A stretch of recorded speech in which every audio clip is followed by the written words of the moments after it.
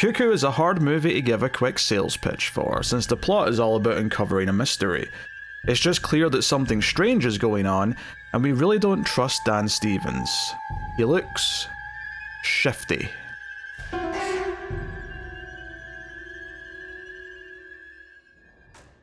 Welcome everyone to Screams After Midnight. I am Peter, and joining me as always is Tim. Good evening. Herr Tim, one might say. Herr Tim? Herr Tim, yes. Danke, I guess. Yes, this is not a German movie. Well, it may this technically might be German funded, and it is a German director, and it's set in Germany, although the main characters all speak English for the most part, but there are German guest-speaking characters. I don't know, it doesn't really matter. Anyway, the point is, we're here today to talk about Cuckoo, which is another one of the horror movies from 2024 we're catching up on, and we're going to start spoiler-free, of course, as we always do. We'll give you a warning before we get into the spoilers, and if you're enjoying the show on YouTube, please do hit the like button. It helps us out a bunch, and you can get bonus content and help support everything over at Patreon, but I'll tell you more about that at the end of the show.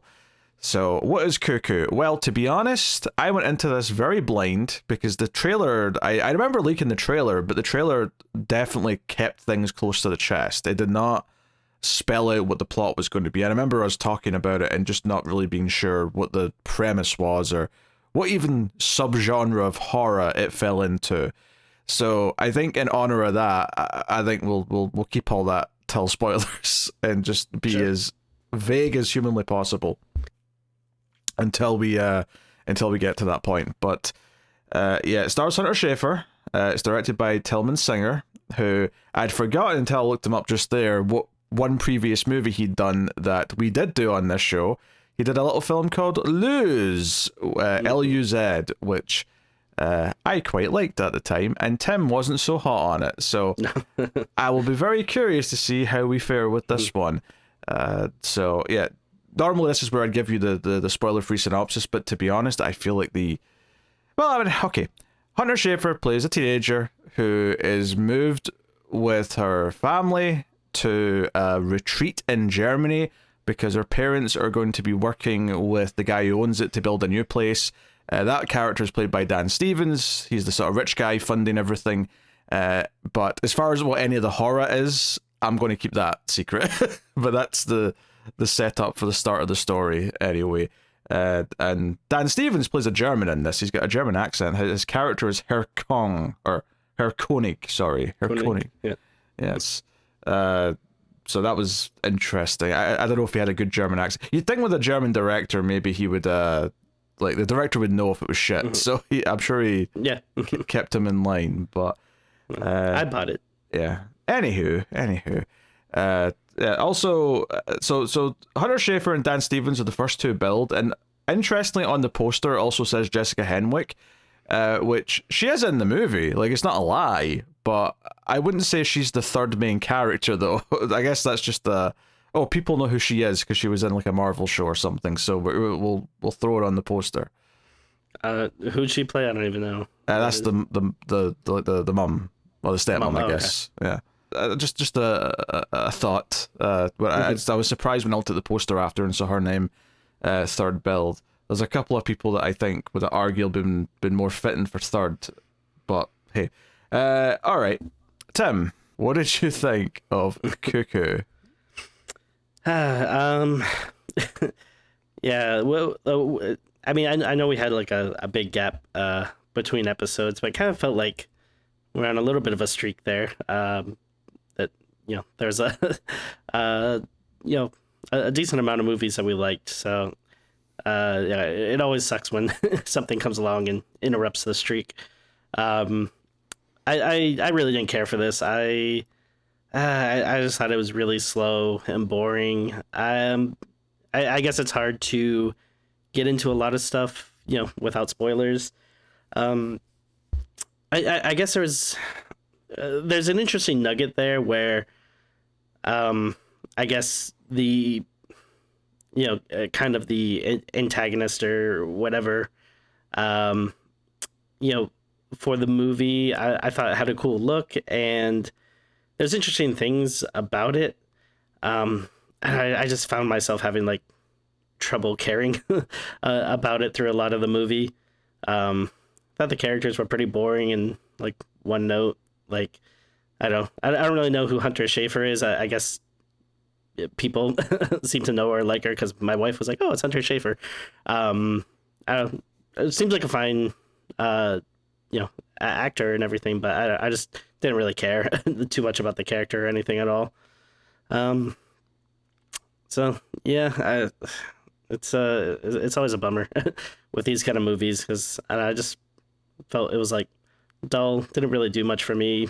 A few times I perked up. I was like, oh, okay, this is kind of interesting where they're going, but I don't know. I wish maybe a different director was tackling the subjects or something. Maybe I just don't really dig this person's style or something. Because yeah, like you said, I didn't really like the last one, even though it had like an interesting concept. But yeah, it's one of those movies that just really didn't do much for me. Sorry, Cuckoo. See, here's the thing, Tim. This didn't break the streak. This continued the streak. In fact, this was better than the last two movies we watched. So I'm gonna fight you on that. Sure. I really like this. I'm not sure what you're rabbiting on about. Boring characters. What? I was very invested in the characters by the end of this movie, and I thought that was the heart of the whole thing. I've seen this character a million times before. It's so like one note. There's nothing to it. Look, I cannot argue with you properly until we're in spoilers, but all right. No, I did like the main character arc of the movie. I also really liked the soundtrack. I thought the overall vibes of everything was really cool. I do agree that the antagonist had an interesting and kind of unique look. Again, being very vague here, just the antagonist. That's all we're saying. But no, I was really into. I was drawn into this pretty early. I thought there was an emotional hook, and I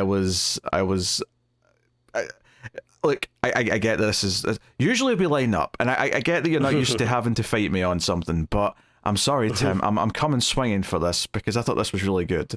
So I mean, you can like it. That's fine. That doesn't mean I'm gonna like it. I don't know what it is about Tilman Singer that has done this now twice in a row, but no, Tim. When we get to the top 10 of the year, I'm fighting for this on the top 10. I'm like, and I'm not even talking about number 10. This is like at least in the middle of that list. So okay. Fights will be had. So brace yourself for that. I did not know going into it was the same director as Lose. It was literally just as we were setting up beforehand to record that I checked who the director was and went, oh, it's the guy who did that. Interesting.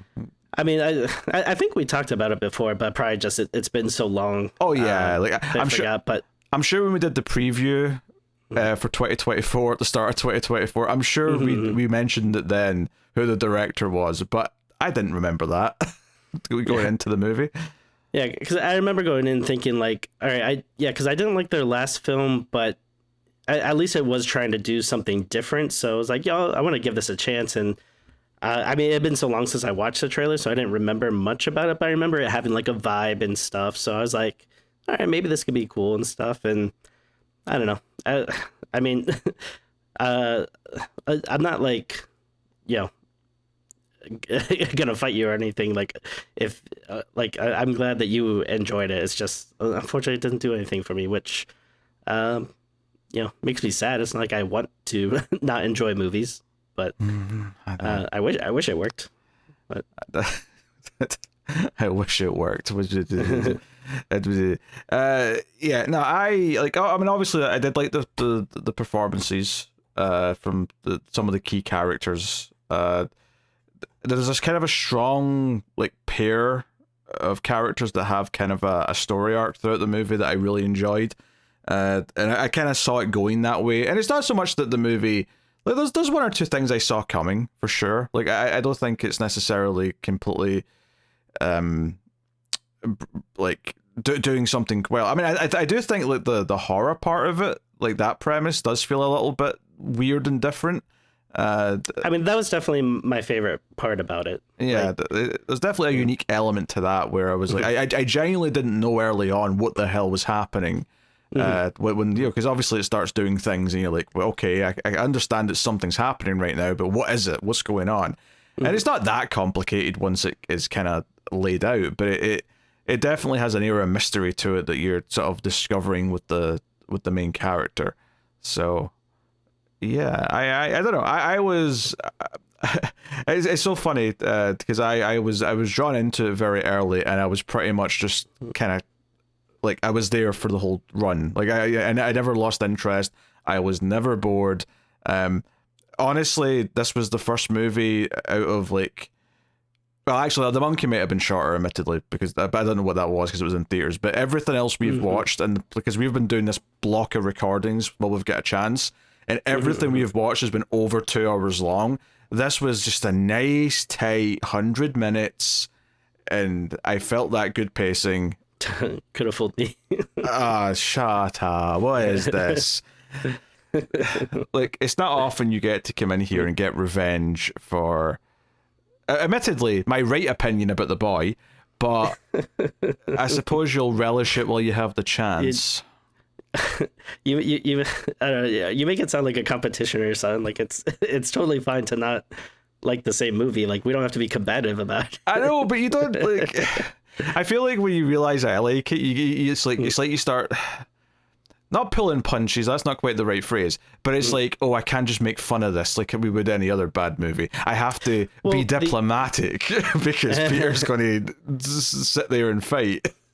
Well, no, it's not so much that. It's just I feel like a lot of the times when we disagree, especially like with a movie like this, it's not one where I'm like, oh my God, it was so bad because of this, like X, Y, and Z. A lot of the times it's because I just find it really boring and I'm not into it, which is like, I don't know, it's like harder to, feel really passionate about and be like, oh, come on, this or that. Like, I'm not saying like, this is the worst movie I've ever seen. And oh my God, how can people like this, blah, blah, blah. Like, I just have a very like, I don't know, kind of deflated opinion about it, which I'm sorry. I know it doesn't make a good, review for it, but like, I don't know, it's just hard to get like all riled up when I'm just like, yeah, I wasn't into it. It didn't do much for me.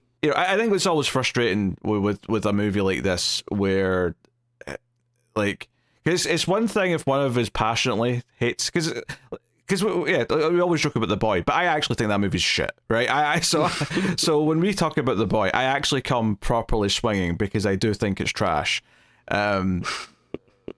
No? Is this a surprise to you, Tim? Have I not given that impression over the years? You're changing your opinion a little bit. When we first watched it, you were more like, it's kind of like average, middle of the road or whatever. And then I feel like as it goes, you get more and more hateful. Well, you know how like, when you're like a loveless marriage and you get more spiteful over the years? Oh, yes, I know. Oh, your poor wife. Does she know she's in a loveless marriage? Oh, well, yeah, from her end. Plenty of love on my end, but... That's why they call it a love-hate relationship. Mm-hmm. Because this is a tough one because, like, I'm going to say what I think works, and then... But the sounds of it, because you don't have the strong feelings, you're not going to have, like, a counter-argument for most of it. You're probably just going to say, oh, it didn't for me. And that's where the frustration comes from this type of like sure type of review, I think. But we'll see what we can do. We'll try and keep it flowing. Because I want to keep the plot so secretive. I don't know how much of a spoiler-free section here we're going to have beyond what we've already said. Like I said, I really dug the music. I think there's both the score, which is full of synth, which is always a way to tickle my heart, but certainly even the soundtrack, there's like a sort of running even because it's not even just like there's a lot of songs in the movie, but it's kind of like a part of the movie's themes, like and I don't mean musical themes, I mean it's part of the movie's like story themes, because like music's an important thing to the main character, and it's kind of used in some different ways throughout the run. So sometimes the music's diegetic, sometimes it kind of becomes diegetic, or it was diegetic but just becomes score at a certain point. I do think the music is used very effectively and gives the entire thing a kind of mood. that I'm into. I think that's the thing here for me, is that I really dig the mood of both this and Lose quite a bit. So I'm actually, I guess in hindsight, I'm not surprised it's the same director. I do think this one's a little bit more conventional overall. It doesn't feel like as weird as Lose did, but it does have a little bit of that style to it. It's still a pretty weird movie, but like Lose, they were like, it almost felt like experimental in a way. Like they were trying something that, I feel like I haven't really seen in other movies before. And not to say like, there's like plot stuff that, feels unique to this movie, but I'd feel like, it is a bit more mainstream, but it is still pretty weird.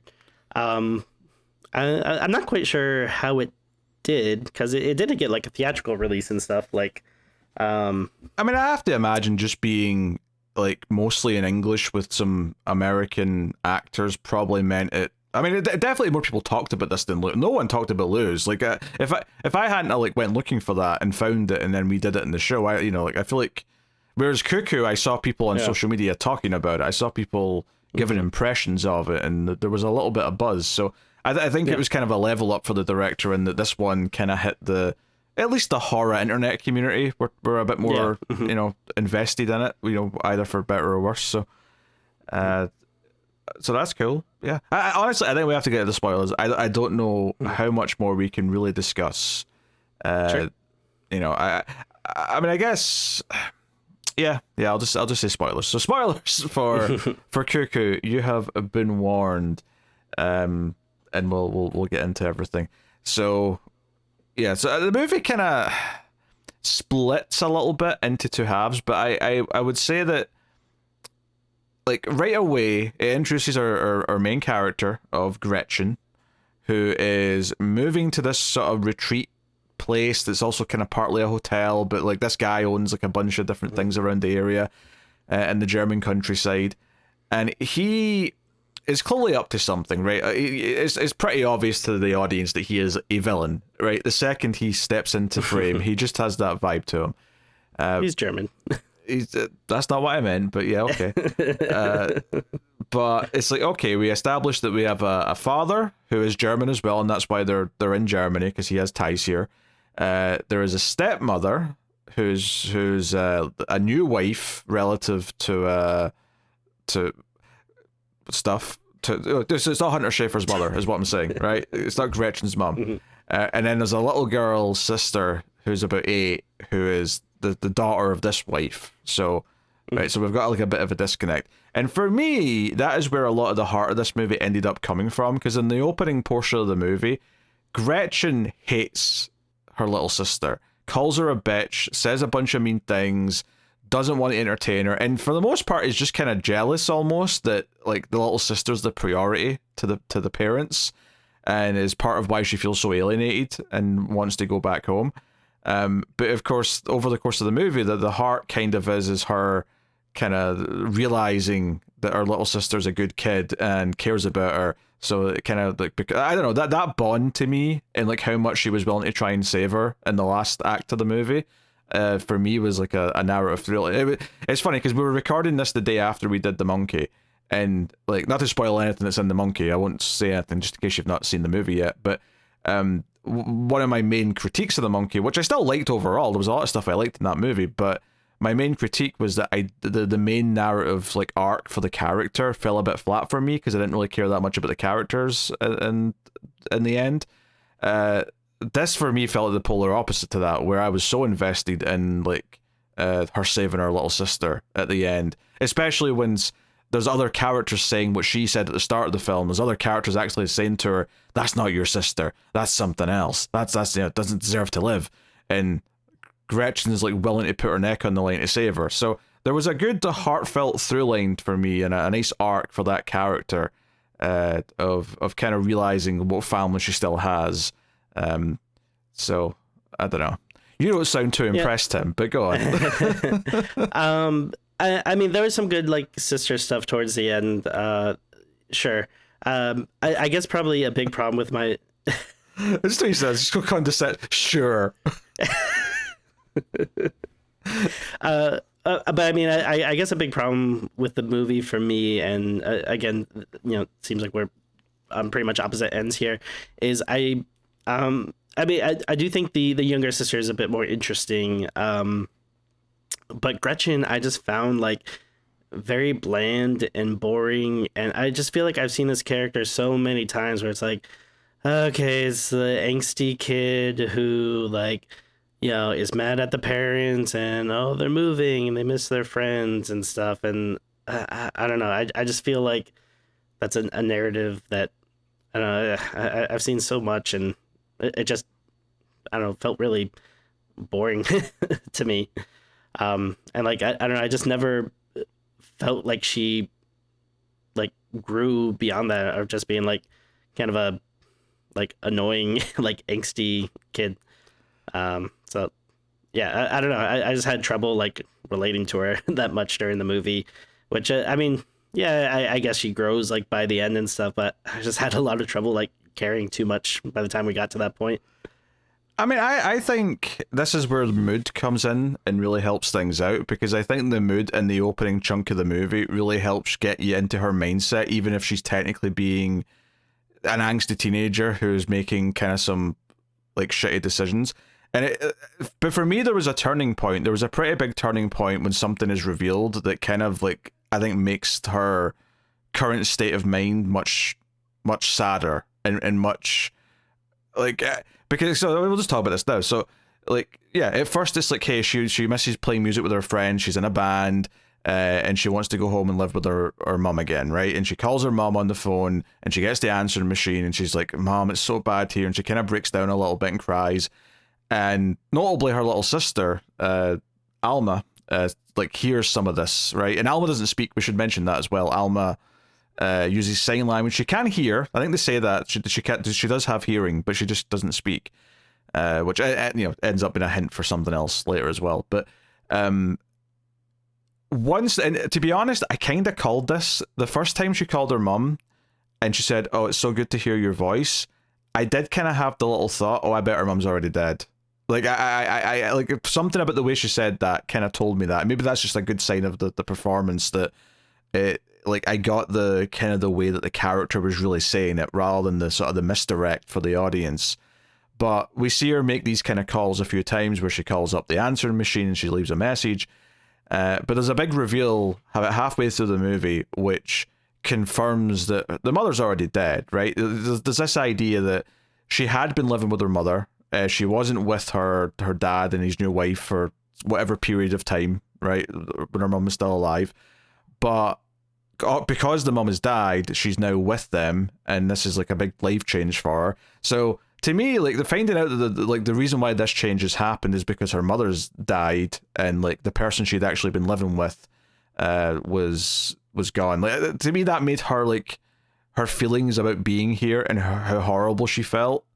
It felt a lot more raw and kind of like emotional than just an angsty teenager being upset because they missed their friends and want to play music. I think there's a lot more to it than that. And the reveal and the way it's done, where like, oh, a box of belongings comes and she finds out that her dad has sold the house because it was still technically his house, and it kind of breaks her heart to the point where she actually punches him in the face, which got a little chuckle out of me, if I'm honest. But like, I think that kind of felt like, oh, this retreat that we thought she had that she could get to is actually just kind of being a fantasy. Like, this idea that she's trying to save up money to just get on a plane and go back to her mum, that's not real. Because like, really what she was saying, and there's a line actually when she's talking to like the woman she kind of starts to flirt with, there's a line where she says, "Oh, I've got a house in the States." She doesn't say my mum lives in the States. She says, "I've got a house in the States," which kind of is actually another hint of what the truth is when it happens. So yeah, I really liked that reveal. Not because it was surprising or like a great twist or something. I actually think it was predictable if you were paying attention to it. But I think it added layers to like why she was feeling the way she was, and it almost like made her really sympathetic to me that she's been pretending that her mother's still alive because it makes her feel better. But the turning point, though, where I really started to care about her relationship with her sister, is also what comes with this, because she's listening to her own, like, what part of what came with the belongings from the house was an answering machine, and she listens to her own messages back that she sent her, and it's like this really sad, like, somber moment where she's listening to like these sad messages, where she's talking to her mother over the answering machine. But then there's like another message after she's her last one, and it's her little sister who's speaking through like a voice app on her phone, right? Like a text to speech thing. And her little sister called her mom, not really understanding that her mom's dead, and basically says, "Hey, Gretchen really misses you, so if you could call and tell her you love her, it would mean a lot to her." And you just get this moment from Gretchen looking down at the answering machine, and it kind of clicks like, "Oh, I've been a bitch to this little kid," and this little kid is like the sweetest like angel that we could possibly have in our lives. Like, for me, that was like the big sort of turning point where I'm like, okay, I think I know what the heart of this movie is now going forward. You know, she's going to realize if anything, I almost thought there was going to be more of her rekindling with her dad and her stepmom by the end as well, and instead they kind of like leave the movie at a certain point and it's really just about her and her sister, which I was fine with, but I did think it was going to be like a whole family thing by the end, where she's going to be like, you know what, I can't be mad at you guys for being in your lives, right? It's no one's fault, but the power of family conquers evil or whatever. But I really like that turning point for me. Like, when I said the movie kind of splits in two halves, to me that her getting those answering machines back and the reveal that her mother's dead, to me that's that middle point where I feel like the movie's a little bit different in either side of that, and not that one half's necessarily better than the other, although a lot of the exciting stuff happens in the second half, to be fair, I suppose.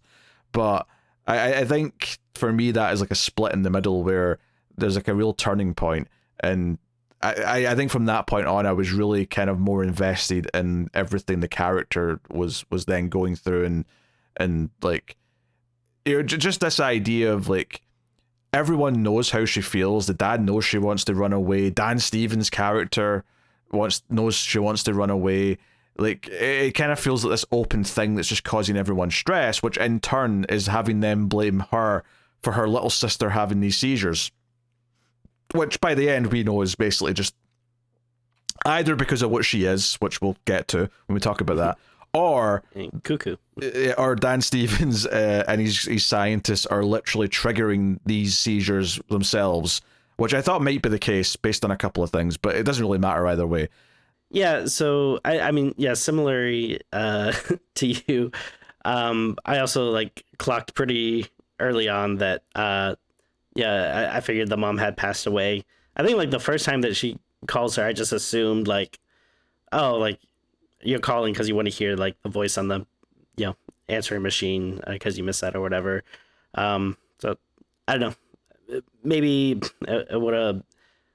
I felt more if that was like a bigger surprise or something.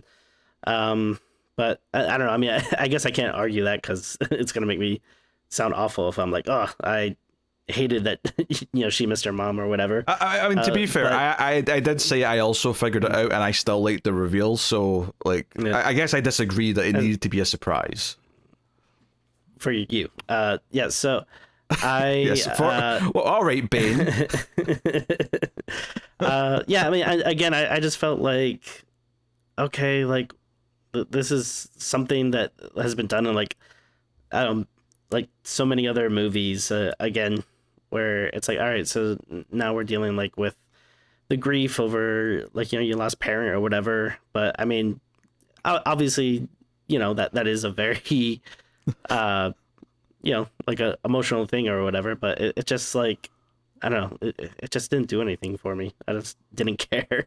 I think her character to me felt truly kind of sad in a way that felt kind of helpless, and the evolution of it when we find out what's really going on with her mom already being dead, I think it made it a lot more like sympathetic to me and compelling.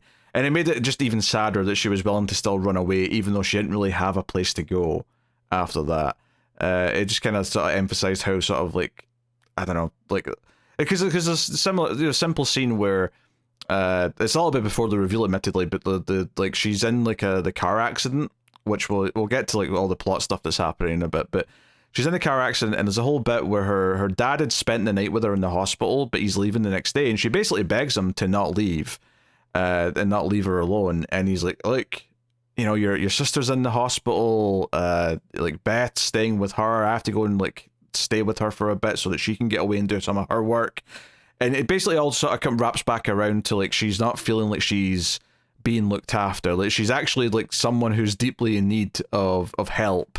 Arguably also therapy and various other things, and that's fair to suggest. But she feels like she's not really like she's a burden to her dad, who doesn't really know what to do with her. And not that she makes it easy on him either. Like, earlier on in the movie when Dan Stevens is like, hey, do you want to come and work for me at the reception of the hotel, like, down the road? She says yes, even though her dad's like trying to say, oh no, I don't think that's a good idea for one reason or the other. And she's like, no, I'll do it. She just wants an excuse to be away from him. And I think also she wants to earn some more money so she can get back home and buy a plane ticket. But I found the character to be sympathetic. I found the storyline with the sisters as it went on to be very touching. I'll save some of the end of that stuff for when we're talking about like the final act, just because a lot of it happens in the heat of the action when things are going down. But yeah, so I don't know what to tell you to say why this worked for me and it didn't for you.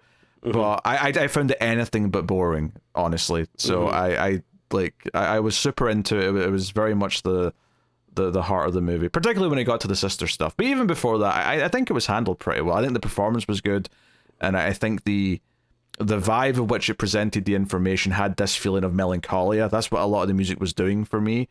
And then that sort of lent itself into some of the horror sequences as well, when she's like on her bike alone at night, and like there's this sense of like something chasing her coming from behind as the music's playing in her ear, and we kind of cut from between the music being like sort of muffled, like it's in our earphones, to like just in the soundtrack and like backwards and forwards, and like that kind of thing, and like this idea that she feels quite isolated, and then like it emphasizes how isolated she actually is when she's out there alone on this like dark country road with no help in any direction. I mean, I did like that scene. I'll give it up for that. I mean, yeah, again, most of the stuff when we have the I guess monster or whatever kind of thing you want to call it. I don't know what to call it really. Cuckoo person, I guess. Yeah. Okay. Yeah. So obviously there's some mystery early on. There's just like, oh, she hears someone in the bathroom, or someone's throwing up in the front of the hotel or whatever. There's all these little things that are a little bit off and creepy, but nothing like screaming, here's what's going on at the audience, right? Obviously there was a little prologue scene for the audience, of course, so we saw some adolescent girl escaping a house. There was not a lot of context for it, obviously, in the opening scene. It's a little bit of a tease of like, hey, stuff's coming later. Like, here's a little taste of it. I forget if I've mentioned this before, but I really dislike people throwing up, and it's annoying because they do it in movies like a lot. As opposed to everyone else who loves people throwing up. Well, like I mean, I don't know. Like some people probably watch it and they, it's not like most people like it or whatever, but probably just watch it and you have like you're like, oh, okay, whatever. But I don't know. It really like grosses me out, and I hate it. I feel like they do it so much in movies, like especially horror movies and stuff. Obviously, you're dealing with the grotesque, and there's a lot of that. I don't know. I think it's like something about the sound or something that really irks me. So, and of course, I feel like, like every time it happened in the movie, like just like someone randomly throwing up in like the, like reception or like the front area of the resort or whatever. I was just like, come on. I didn't really show a lot of the vomit itself though, so I guess it's just the noise that was mainly bothering you here. Yeah, it's. The noise, just the noise grosses me out. If anything, there was more vaginal fluid in this movie than there was vomit. Oh, sure. I thought you were gonna say like throbbing neck close-ups. Oh, okay, yeah, there was a lot of that as well. Yeah, there was a lot of throbbing neck close-ups, but I was going for the other body fluid that was introduced a bit later on in the movie. Yeah, I'm fine with vaginal secretion. I mean, I'm going to clip that out and spread it around the internet. It's going to be a new soundbite when I get a tip on Twitch, Tim. So anyway, so what's actually going on there? So there's a big sequence early on where Dan Stevens makes it very clear he doesn't want Hunter Schafer's character Gretchen staying at work past like sundown. Like she's to get a lift home. She's not to ride her bike, and he's very concerned about like her being out there in the dark. But she kind of ignores that, right? The co-worker who's with her wants to go on a date, so she's like, yeah, I'll stay late, just don't tell the boss, whatever. But when he finds out, when he phones the place, he's like, I'm going to come and pick you up, lock the doors, right? And she doesn't. She just gets on her bike and leaves. So we get our first glimpse of what I mean, Dan Stevens is really the villain, to be fair, but like the creature villain, if you will. Yeah, that's why I stumbled like a little bit, like in the spoiler-free section, because like, yeah, I didn't want to say like, oh, like the, monster, referring to like the monster creatures necessarily as the villains, because yeah, it is more of the case of like you were very diplomatic and said antagonist. I think that was the right choice. Yeah, because I mean, obviously these monster would. I think I mentioned this on the show before, but I mean, obviously the first Hellboy video game on the PlayStation 1. No, I don't. It's very bad. Like it's like super janky and it has like these really like stiff like like dumb cutscenes and stuff. But I was playing it with like a friend before, and there's this line. I don't know why it always cracks us up, but like Hellboy just fights this giant like kind of harpy creature, and then after it's done, he just says like, "Bird women, I hate them." And I don't know why that just became like a running joke between me and my friend. So a lot of this movie, like whenever like the like Cuckoo women would show up, I don't know, that line kept popping in my head. I just kept thinking like, bird women. When you said I was playing it before, did you mean like 25 years ago? Oh yeah, like it's not. You said that as if, I was playing it the other week. Me and my friend busted out Hellboy on the PS1. It was quite strange because I remember I went to Best Buy at one point and like they just had rows and rows of it, and it was like well past like the time the movie came out, and like PlayStation 1 games even weren't like that much of a thing anymore. And it's like surely the game came out before the movie, because the movie didn't come out until like 2003 2004. It was 2004, and then the PS1 was like dead by then. Yeah, I mean, maybe I'm getting no, I'm not getting the timelines mixed up, because I didn't even like know about Hellboy until after the movie. So yeah, it would have been after the first movie. The game came out. It might have come out before, but like when I found it at Best Buy, it was like well after the movie and stuff had come out. So I don't know if they had just like randomly found like a crate or something of the game. So was this back. Hellboy Dogs of the Night? I think it's called Asylum Seeker. Unless like sorry, that was the name in PC. It was ported to the PlayStation as Hellboy Asylum Seeker, and unbelievably, it was ported in 2003 when the PS1 was basically just a corpse at that point, because the PS2 had been out for like 2 years. So they must have had tons of copies that they didn't sell, and then the movie came out, and they're like, oh, okay, we can tie this into the movie, and then, just throw a bunch there. Because I don't know if that's ever happened to you, but like sometimes you just go like into a store and they just have like tons of copies of one game for some reason.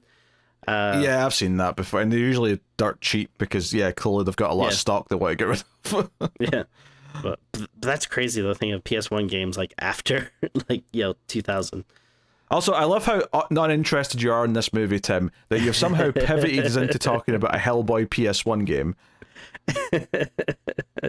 There's a relevance there. I mean, we're talking about Bird Women. Bird Women, yeah. So, I mean, again, this is definitely more of the stuff I'm interested in the movie. Like, this idea, did perk me up a bit. And like we said, there's an interesting design to the these again, I'm just gonna call them bird women, even though they're not even like super bird like, but it's just like the whole cuckoo thing and the. Yeah, I mean, to be fair, they're not bird like at all. Really, they've got like a bird like ability. Well, I don't think birds actually have this ability, but like they have. You know, like so basically it looks like a woman in like a scarf around her head wearing sunglasses, but she always seems to be kind of like have her mouth open and making kind of like a shrieking kind of noise coming from her mouth. But one of the things that's set up early on is, and this is a scene where the little sister comes in and Gretchen's playing on her bass guitar and she's got headphones on, is whenever one of these bird women, and I think, to be fair, I think it's like one main bird woman and then there's a couple of the adolescents that are also running around. But I think the old one's the only one that's like in the wild, like running around places. But basically they have this thing when they start shrieking, it causes disorientation in people, and it's represented in the movie by little moments of time kind of repeating themselves. So you see that happen kind of once, and I'm like, wait, is there some sort of weird time loop things happening in this movie? What's going on? And whenever it happens, there's like it cuts to a close up. Even when we don't see the character in the scene, it cuts to a close up of the bird woman like doing this, and that's what you were referring to earlier when you get like a close up of just like under their throat, and there's like a sort of throbbing kind of thing happening, and that's kind of like the indication that they're using whatever muscle they've got in there to do this to people. So that's set up and it's used effectively, but admittedly it's not used in this scene where she chases her on the bike. This is just like a fun sequence of this like kind of creepy looking woman just running out of the darkness and like coming after her, and continuing with this running theme that Gretchen sometimes doesn't hear things because she's got like earphones or headphones on and she's listening to music loudly. You know, there's no threat of the sound. She only notices because the shadow of the woman kind of appears on the road because of the moonlight. So it's a very effective, creepy little shot scene, I thought. Yeah, I liked it quite a bit, and I will say, you know, it wasn't completely throughout the movie, but there were like a couple of times it was giving me Giallo vibes, and I thought this was like, this felt like a Giallo scene. Okay, I could see it, yeah. And even just, I mean, you say that, but the way this ends, where she runs to like the local hospital because it happens to be kind of on the road, and she like bangs to get in through the automatic door that's locked. It opens and she ends up in the little area between the two sets of doors. It's very similar in some ways to that area in Bird with the Crystal Plumage, which admittedly, that might not be an accident. I mean, it is the bird with the crystal plumage. Like, sure, yeah, that could be a little intentional throwback, but I like that quite a bit. Yeah, and then even like the idea of like, you know, having like a cop or a detective, like, you know, kind of working with the main character or like telling them like, hey, like don't investigate this on your own or you know, go out on your own. Like, again, felt like, yeah, very a Giallo thing. Like, I feel like a lot of times you get movies where like a detective or a cop kind of becomes involved. Yeah. Or someone who's not a cop just starts being a detective on their own. Yes.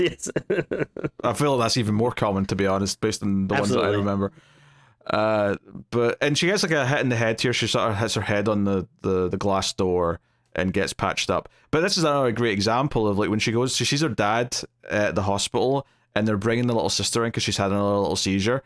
And she's like, hey, Dad, I was attacked. And he's like, well, really? What happened? And he gets concerned for a second. But when she says that the police think it was a prank, he just kind of stops paying attention and loses interest. And when his wife says, hey, what's going on with Gretchen? He just goes, oh, it was just a prank. She fell. There's nothing. And it did, like, the look in Gretchen's face just drops of like, he's not listening to me. He's not, I'm going through something scary and traumatic here. And my dad isn't paying attention because he's too busy with the rest of the family that I'm not really a part of. So I kind of I think that moment sold that well, and it helps you kind of understand why when this like random woman who's kind of flirty with her at the hotel, like when she says, "Hey, do you want to come with me to Paris? Do you like music?" And she immediately basically says yes, and like, we see them making out, and she's willing. Yeah, she's getting ready to leave in this strange woman's car. Who she barely knows. And to me, like, as this was happening, I thought, oh, I could see why some people would say this might feel like a stretch. But to me, it's not a stretch because like, I don't think she's getting in the car with this woman because she's so infatuated that she's dumb enough to just like take a risk like this and go with this stranger. I think that it works for me because I know how desperate she is to leave. The fact that she happens to like this woman is like icing on the cake, pretty much. Like, she's just desperate to go away, and she even like robs money out the till, the cash register, to help fund their adventure. But of course, as they're driving, we start getting that time loop thing again, where it repeats the few seconds, and then it's affecting both of them, and it results in a car accident, which is why in the poster Gretchen has the bandage going across her head. She has it for the rest of the movie now. So, and it's after that where we get the box of belongings with the answering machine. So that's kind of like the first half of the movie, mostly summed up. I'm sure there's some stuff that I glossed over. Yeah, I mean, essentially the first half is like kind of, or mostly like, the family drama stuff, and then the second half is like mostly like, all right, now we're gonna get into like, these crazy bird women and scientists experiments, and like that's when like the kind of monster horror stuff really like amps up. Yeah, well, I kind of like the restraint though, because I love that we got that one big scene of her getting chased to the hospital, but then the bird woman disappears, and we're like, what the hell was that? Who is she? Like, what's going on? And then it kind of like, simmers for a bit as we do the other stuff, and she ends up working with this guy who says he's a detective, and it turns out later that he's actually an ex-detective. And the story he tells about some married couple coming here, and like they were put into like a trance with this sound, whatever it is, and then the wife like choked her own vomit. It turns out he's just talking about himself. He's talking about his own wife, and that's why he's so determined to figure out what's going on here. But he's the only one who actually comes up to Gretchen and says, I saw the woman you're talking about. No one else believes you that she exists, but I saw her. In fact, when you talk about the Giallo comparisons, even the way the sunglasses she wears makes me think of a Giallo character. Yeah, because there's nothing, it's not like super monstrous, but like there's something about like the clothes and outfit like she wears that makes it seem more like bird-like.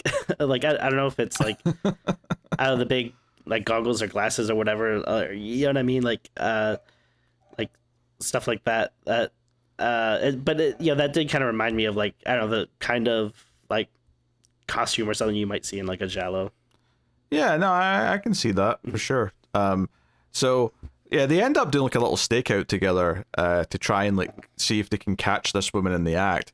And we get a whole sequence where the girl who works with Gretchen at the hotel is trying to have like a one night, well, not a stand, but like I think it's a regular partner, but like the corrupt cop who turns out to be working for Dan Stevens later, like he's like mad that they're here at this little like love cottage that's part of the compound, because he knows it's dangerous. He knows there's something out there, so he tries to like lock the windows and all that. But the time loop thing starts happening, and this is where we get our first hint of like the weirder stuff.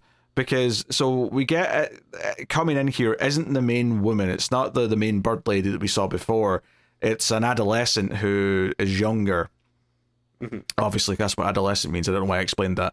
But she comes up and she's got the co-worker lady in a trance with the ability, and she, like, all I can say is that her hand comes from her like up her like gown that she's wearing. She's got like a hospital gown on. And she's got like a liquid in her hand, and it looks like she's about to give it in some way to the unconscious woman on the bed. And it's only because it gets interrupted by the detective, coming in and firing a shot, and everything sort of like falls apart, that it doesn't happen. But you see this like puddle of this fluid like left on the floor, and it was a genuine like, what the hell was she about to do? Like, what is like? It looked like she took that from her crotch. I don't understand exactly what's happening here. We find out later what it is, but it's it was a genuine like, oh, I have no idea what she's doing right now. It's ooze. Cuckoo 2, The Secret of the Ooze. Very good, Tim, very good. Yeah, I mean that device is just to explain like what's actually going on here, rather than try to like go through the events bit by bit in the movie. So Dan Stevens alludes a couple times that he's a preservationist, And it turns out he's preserving some. Now, I was a little unclear if this was like, no, there was a human type species that was close to the cuckoo that he is preserving here in this compound by actually having these humans that have this ability that procreate like cuckoos do. But he does, have a picture of a cuckoo, and he has a cuckoo clock and all that. So he's clearly into cuckoos. He loves the cuckoos, right? And here was me coming out of the movie thinking cuckoo just meant, crazy, because Crazy, yeah. that's, and I guess it's kind of like also that a little bit, but it can have more than one meaning. But it's also literally cuckoo birds. Yeah. So he's doing this, and it turns out that they procreate by, and this is the way cuckoos apparently procreate. According to the detective, I didn't fact check this, but apparently they put their eggs into another species of bird and let them give birth and raise it. Yeah. Yeah, I'm pretty sure that I've heard about this before. I don't know. Can you hear the dogs barking in the background? Oh yes, I can hear the dogs barking. Yes. If it's easier to mute my mic, I can. But I've heard of like birds that do that. I don't know if I remembered off the top of my head that it was cuckoos that do it, but if birds do it, you've heard that, and then it's not really that. I doubt they would lie about unless they just really wanted it to be cuckoo because it sounds good and made it up that the cuckoo does it. But I would be inclined to assume that if some birds species do that, then the cuckoo is probably one of them. Mm-hmm. I'll trust the movie. But but that's effectively what that bird lady was doing. She was trying to put her eggs into that. But the idea being that the eggs go in, and then unbeknownst that they're carrying eggs of this bird lady species, the couple would have sex, which would, pop the eggs, I suppose. Fertilize, that's the word I'm looking for. Fertilize. I was trying to think of the word. Anyway, so we all know how babies are born. Yes. And of course the big thing here is that Gretchen's little sister is 8 years old, and the parents had their honeymoon here 8 years ago, or 9 years ago, I guess it would be. Damn. But, yeah, so that's kind of like where the movie's starting to go. And what's so good about that, I think, in this last chunk of the movie, is that all of a sudden you have this detective character who wants revenge. He wants to kill all these things, and he wants to stop Dan Stevens because it got his wife killed. But you've got Gretchen now wanting to help her little sister, regardless of what she technically is, because it's not her fault, and she's seen her be a good person and be this nice child, and doesn't deserve to just be killed because she happens to come from a bird lady in some capacity. So I really like that flip, because earlier on in the movie someone says, I think it's the co-worker, she's like, hey, how did you get that scratch? And she's like, oh, my dad's daughter did it to me. And she's like, you mean your sister? And she's like, she's not my sister. I really like that when they go to the hospital at the end and they see the sister lying on the table, she the detective says, that's not your sister. And she doesn't actually argue with them, but you can see on her face that she does believe it's her sister. So I like that reversal from the start of the film. It's a really simple way of showing kind of how things have changed since the start of the story. Anyway, jump back for a second, because we're skipping over a pretty major part, which is that Dan Stevens decides to try and kidnap and imprison Gretchen, because so he was very concerned about her earlier on. So I don't think this was always the plan, but I think he basically decides that her being around is a surprise, because he's surprised at the start of the movie that she's even there. It's like a surprise that there's a teenager here too. But the idea being that she's kind of impacting the growth of the specimen, that's the child that he actually wants to monitor. So he kind of says that he'll drive her to his place, pick up some money for her, and send her on her way. And Gretchen agrees to write a note saying she's leaving, so no one will come looking for her. So that was a mistake. He's also got the detective getting beat up by these two cop guard guys who have got him on knees. And then when he says, I'll take you to your money, he leads her to a room, which is actually a swimming pool that's been emptied and has a bed in it, and it's clearly a prison cell.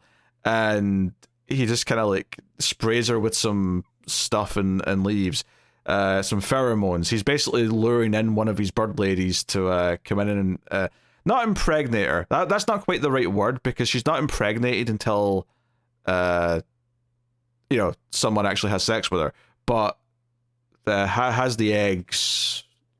She gets surrogated. Is that a word? I don't think that's a word, but it's close enough. Like basically replacing her eggs with theirs. Yeah, I guess they're something along those lines. Yeah. Anyway, this all comes falling apart though when the detective's able to fight back and ends up killing the guards and comes and saves Gretchen. It's a whole thing where he's being kind of like nice to her, and like she even like there's a moment where she's like going to reach her butterfly knife, but she's had throughout the movie, but the detective took it at one point, and it looks like she's going for that, but she actually goes past that and holds his hand. And again, it kind of feels like she's, hey, you went through a lot of crap, this is bad, I can see you're hurting. And I think it was another little moment to sort of make you like Gretchen a little bit more, that she cares about what's happening to people here. But I like this though, because we get to this point where the little sister's in the hospital. It seems like the nurse is part of the whole evil plans, and she's made the mum sick so that the parents will go home and they've got the kid to themselves to do whatever they want, which it turns out apparently part of the experiment is that they have to bring in the bird lady mother to like start to bond with her offspring, and that's what they want to do here. But of course Gretchen and the detective have shown up and everything kind of hits the fan, because also Dan Stevens shows up, even though he got shot, and kills the nurses because this is all falling apart and stuff. So it's there's a lot of things here that I really liked. I like Gretchen try to save her sister and that being the goal of the back chunk of the movie, especially since the parents don't even know she's in danger, so it's all up to Gretchen, right? So it puts all the stakes on her, makes her the proper hero, and she has to try and figure out a way of doing that. But what I also like is that she has to deal with both the human villain and the bird lady who comes to the hospital, because like one of the things that makes it more complicated is that when the bird lady shows up, Gretchen like has like noise cancelling headphones that she took from Dan Stevens' place, because they all had them. Like him and the guards were all wearing these cancelling headphones so that they didn't get affected by the shrieking like paralysis or whatever you want to call it. And there's a whole bit where she's like the bird lady's coming towards her and her sister, so she holds up her knife to threaten her sister, to make the bird lady think, oh, I'll kill your offspring, so back away, and it makes her slow down. The problem is that when her little sister Alma sees the knife after like she looks up, she obviously sees this as a threat and doesn't understand why her sister's holding a knife at her head, so she like pushes her away and runs off. And so we have to get the whole like regaining trust thing. So a couple of things I really loved about this is, one, when she does get to her sister again and tries to regain her trust, which doesn't happen immediately. There's a whole set piece in a room full of bookcases actually that we should go back and talk about. But when she gets to her sister and she tries to like convince her that she's on her side and she wouldn't hurt her, she brings up the answering machine, right? But she kind of like lies in a way where she says, oh yeah, like my mum called and told me what you said, and that was really, she said thank you, and she kind of tries to make Alma feel good and sort of say that she did the right thing and kind of appeals to her heart. And it's like, I thought that was a really good thing to bring up, because that was such an inciting thing for her to start caring about her little sister. The other thing I love about this though is that by this point in the movie we have this really interesting scenario where the detective is determined to kill Alma, right? And Dan Stevens is determined to kill Gretchen, and he wants to keep Alma for his experiments. So we have this weird thing where they're having like a gunfight with each other, and they're so distracted with each other that the others can kind of move around without getting too affected by it. But ultimately, to get past them, because they're having a gunfight in the big room right outside of where the two sisters have this conversation, is that they basically come out hugging each other, and they're basically acting as shields for one another, where Gretchen's got her back to the detective who doesn't want to kill her, right, and promised to protect her even, never mind not kill her, and then she's holding Alma in front of her, who's acting as a shield because Dan Stevens doesn't want to kill Alma. I thought this was a wonderful set piece of like everything's set up, the motivations for these characters and why they don't want to shoot the person they can actually shoot, but they want to shoot the person on the other side. I thought it was a really interesting, like, sort of little standoff moment that I got a lot out of that. I thought that was really inspired. No, I actually agree. I like in a movie where you have like lots of different things going on, and then they actually, have like a really cohesive way of coming together in the end. So, that's something I'll give props to the movie for. Yeah, I thought, it did end up getting pretty like exciting, towards like this last final act, where you have like all these opposing forces like coming together. It's like, oh, okay, we have like, the doctor, the crazy detective, like, and the bird women.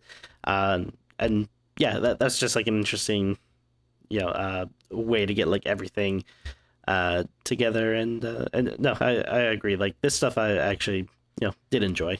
Yeah, and that's I obviously I skipped to that because I want to talk about the sisterly part of it, but like that's actually skipping over how the bird lady kind of meets her demise, because we get the whole sequence where she chases Gretchen into this sort of big failing room where there's all these big things, but the detective also comes in as well. But even before he gets there, there's a whole like just sort of quiet horror movie set piece where she's trying to sneak around the bookshelves or the failing shelves, and like the bird ladies also kind of try to like find her, and it's all very quiet. It's all very like looking through the shelves and sneaking about. Gretchen's putting her little earphones to try and play music so she doesn't get affected by the bird lady thing. But yeah, I don't know. That was just a little good horror movie sequence, and then the detective comes in, sees that the bird lady's in there, and pushes all the shelving over, so you get a big domino effect, which kind of cool. Helps pin down. Because it's important to mention all this, because at the end of this, when Gretchen gets out and is able to stab the bird lady in the throat when she's trying to do her thing, warble or warble, yes. Like, I mean, one, I think the death's quite interesting because it's got that kind of thing where it's like, okay, you had to do it because this bird lady was going to kill you, but it's also kind of like tragic when she looks down at her afterwards and like the wig comes off. And it's like, oh, you're just kind of like a victim of what this evil scientist has been doing. Like, it's not your fault that you're like this or whatever. So it's important to mention this though, because when she's like sort of shouting things in at Dan Stephen and says that she killed his bird lady, he doesn't believe her, and he just kind of like fobs it off until she throws in the bloody wig, and that kind of finally makes him go, "Urgh," like he gets really pissed off and takes some shots at her. But yeah, worth mentioning. Did you like the filing cabinet sequence with all the sneaking about? I do agree. I thought that was a fun scene. And then yeah, just it was well done. And then you were mentioning the music earlier. I can't recall like a lot of the music off the top of my head, but I remember it being like effective in this scene. And yeah, and then just pushing the shelves over, just it looked cool. So I agree, this was another good scene. Again, most of this final stuff I was more into. It's just more like the first half that just really had trouble holding my attention. Yeah, so there's actually, do you know what? This is not a movie with a lot of comedy in it, I would say, but there's like one really funny bit here right at the end. And it's a really simple joke, right? It's basically like the two sisters are fine. They're walking to the door, and we see the sun's come up, and like Hunter Schafer goes to push like the door, and it doesn't open. She tries a couple times, and I thought, wait, is that a latch there you have to open? And I thought that's what the little sister was going to do. But it ended up being even simpler than that. It turned out the door on the left was open. The little sister just tries the other one and it opens. And it's actually kind of like a funny little moment. But turns out as they get outside, the girl that she was going to run away with is also just on the outside because she was in the hospital with her injuries from the car accident. So they end up kind of like meeting up with her, and they end up in her car. And the movie just kind of ends with like them together, and like, little Alma's like resting on Gretchen's lap, and that's sort of where we go to credits. So I loved it. Like, I think the movie's heart really is the sister relationship, and Gretchen kind of accepting that this is her sister no matter what, even though, like, not only is it not just the wife or the my father's new wife's kid that I don't feel is connected to. It's literally this experiment that is treated as a thing to be used, and she's like, no, I'm going to stick up for her. She's my sister. I think that through line's got a lot of heart, and I think the movie kind of knew it was doing that. Like, I think the director made some conscious choices, because, like, I was expecting a scene where they get home and the parents are there and, like, there's like a resolution with them, but it doesn't. It cuts to the credits in this, like, a quiet moment between just them. And I think the movie, like, they knew that was what the movie was ultimately about, was this relationship between the sisters. I mean, I think because of this, yes, the relationship with the parents is probably going to get better as well. You imagine this will, mend that in a lot of ways too, with them being close and her looking out for her little sister. But no, I think what's surprising me about this is, like, how much of this movie, like, works because it's not just the horror stuff. The horror stuff is quite good, but it's sparse. It's not, like, constant. And, like, it's the character stuff I really like. I dig the soundtrack and the score and just the overall vibes. I think it's shot well. I was, like, into a good deal of this. I was very happy with it. I don't know. Well, like, I'm glad you enjoy it. I know you watch a lot of bad movies, so I do watch a lot of bad. I watch a lot of bad movies with you specifically. Yeah, I mean, I wish I liked it more. It's a bum. Like, or honestly, I wish maybe I even hated it more. Like, so at least I'd be a bit more passionate about it. But I don't know, it is what it is. It's just it didn't do much for me. I think the script is smart enough to, like, give you reasons to care about Gretchen, and give you reasons to care about her specifically in relation to her little sister, and the idea that she starts off hating her and then sort of, like, that being the central arc where she's like, no, I'm going to fight to save her at the end.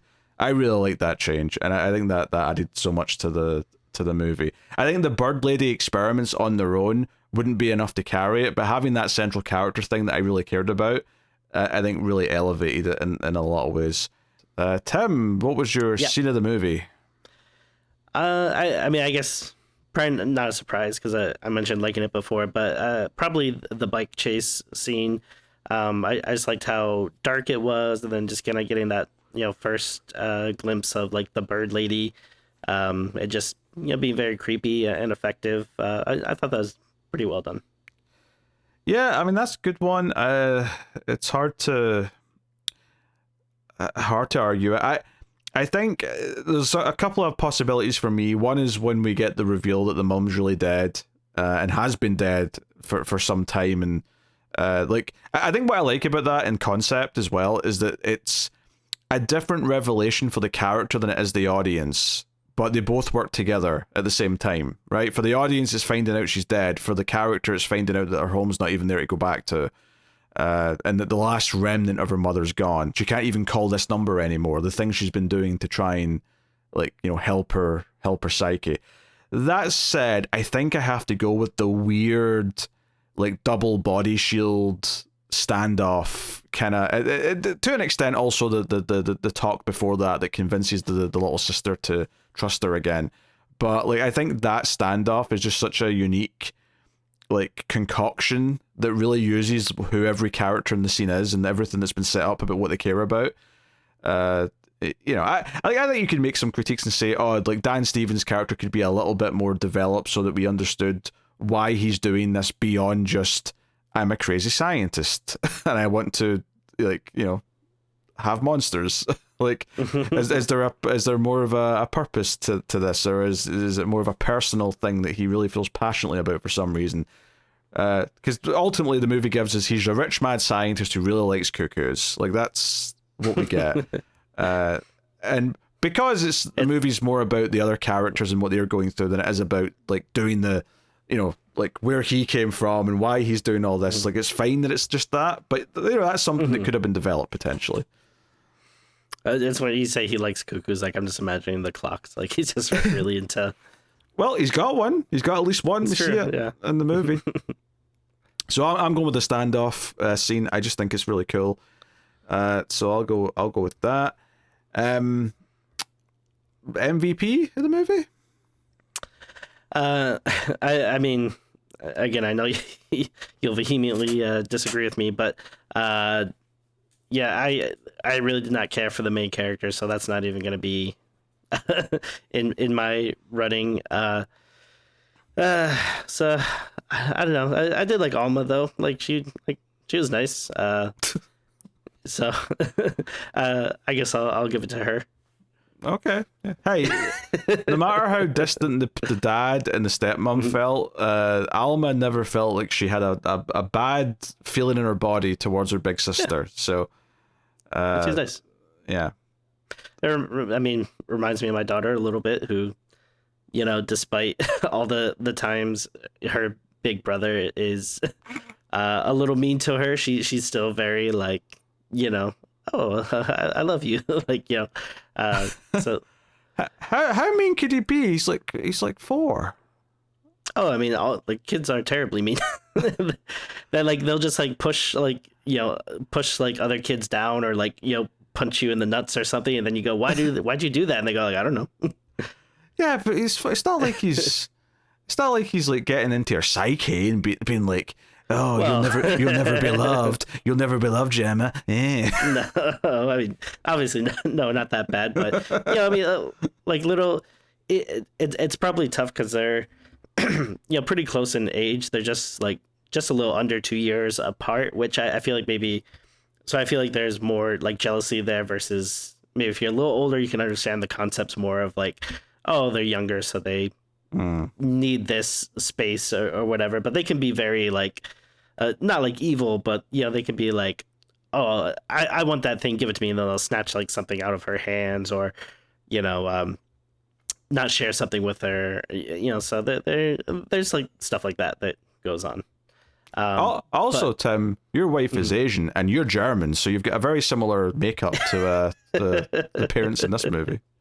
Well, I mean, I'm not German. I'm more I guess that was the joke, Tim. Because your wife's actually Asian, and I said yes. Yeah, okay, never mind. Oh no, it was hilarious in my head, Tim. Yeah. I just don't want to, I want the facts out there that there's nothing wrong with being German. That's not what it sounds like. It sounds like you said you're not a filthy German. That's what it sounded like. Rate the movie, Tim. Oh, I never picked up MVP. Yeah, you're MVP. I mean, I think it has to be Schafer, really. Very much the central figure of the movie. Although, I mean, in some ways, I almost want to give it to the music supervisor, because I feel like that is also one of the stars of the movies, the soundtrack. But I'll go Hunter Schafer for sure. So, all right. Have you seen her in anything else? Is there people? I feel like I've heard the name before, but I can't think of stuff I've watched her in. Well, bizarrely, I was forced to watch the new Hunger Games movie last year, so she's got a supporting role in that. But I mean, that's all. I want to say, is she in Euphoria? Is that what she's originally known for? Oh, okay. I think it is. I think it's Euphoria. That's where people mainly know her from. That's a young people show, right? I what, you been starring Zendaya and Sydney Sweeney? Yeah. Yeah. The youngins. I'm old. I don't know what the kids are watching nowadays.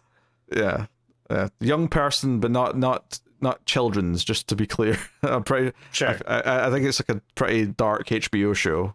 But okay, gotcha. Yeah. Anyway, what are you rating Cuckoo, Tim? Put us out of our misery. Yeah. I mean, I feel like your cronies are gonna agree with you more and come at me in the comments for giving it a low score. But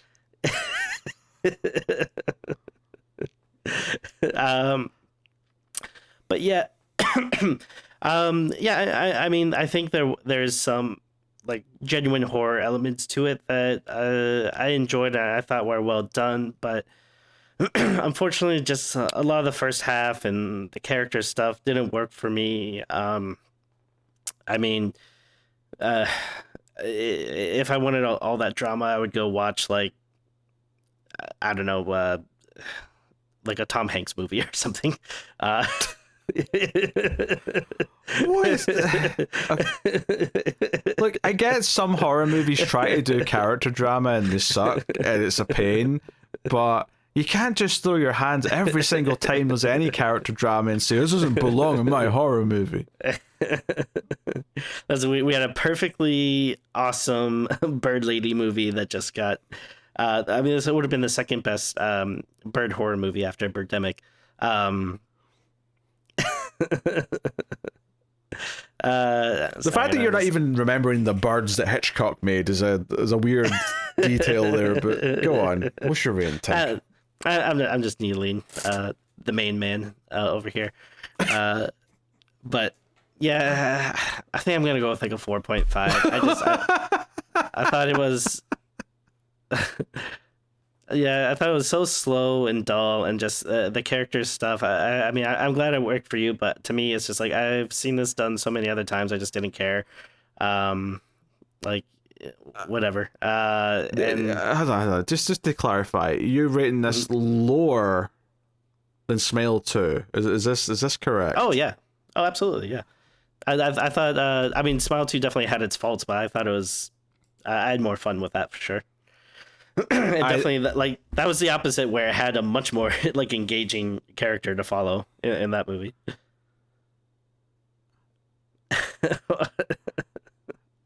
I am baffled by this. This is night and day. You are, frankly, Tim, you're full of shite. So I'm going to step in here and do a proper rating of Cuckoo. Which I am happy to say is an 8 out of 10.